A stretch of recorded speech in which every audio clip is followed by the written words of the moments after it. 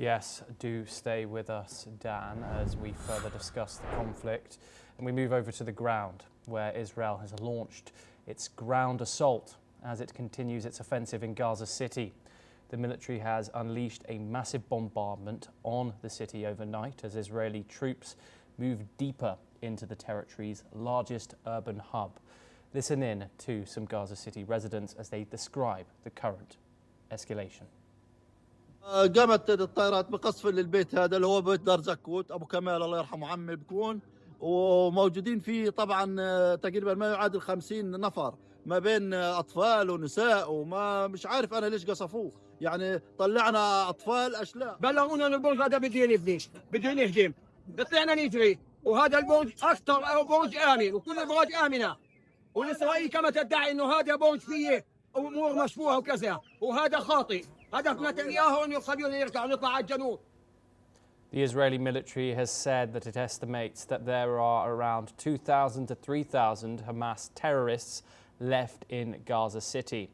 It's also said that approximately 350,000 people have left Gaza City before the new ground offensive started. Meanwhile, the United Nations Commission of Inquiry has concluded that Israel has committed genocide in Gaza. The Commission has also said that top Israeli officials, including Prime Minister Benjamin Netanyahu, has incited these acts. The Israeli Foreign Ministry has rejected the report and called its findings distorted and false, while calling for abolishing the Commission. Israel's representative to the United Nations has also rejected the report, calling the Commission anti-Semitic. We are once again joined by Dan Perry. Dan, let's focus on this new offensive, which we are seeing continuing throughout the day. Israel has said that it estimates that 2,000 to 3,000 Hamas terrorists, as it calls them, remain in Gaza, justifying this new ground offensive. Where does Israel get these numbers from? And does these numbers support the scale of bombardment and displacement that we're seeing? Israel has fairly good intelligence all over the Gaza Strip, and the nature of that intelligence obviously is human and SIGINT, and these are complex issues and somewhat confidential. I believe their numbers. Whether it supports the scale of the offensive is another question altogether, and it's very subjective and very political.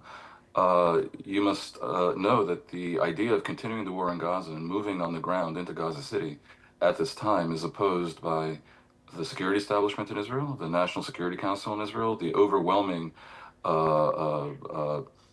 tech, business, strategic, academic and journalistic community in Israel, and the population of Israel. So the government here is forcing the army to do something extremely unpopular. And the reason they're doing it is an open question. They can always say, well, Hamas has not yet been fully eradicated. And that's true. They haven't.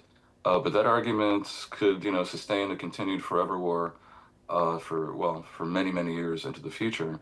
These terrorist organizations, and they are terrorists, and they've hijacked the Gaza population, and it's a catastrophe that they've been allowed to flower. Yeah.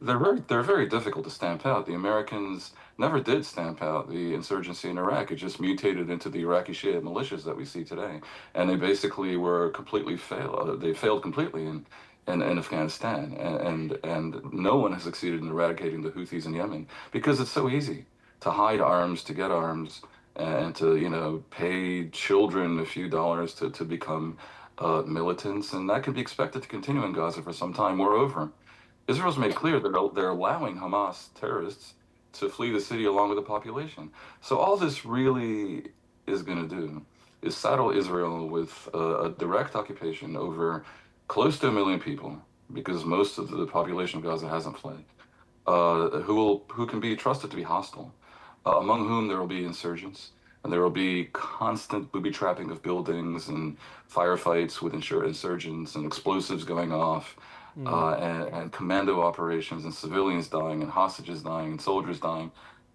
For what end? Because Israel, because of the radioactivity of the current government of Israel, has refused to even discuss one time what should come after Hamas in Gaza. which is obviously the Palestinian Authority backed by the world with all kinds of reforms and so forth. They've refused to articulate it because the far right and the Israeli government won't allow it. So what this is leading to is an Israeli military administration over so many people that will be costly and deadly and achieve nothing.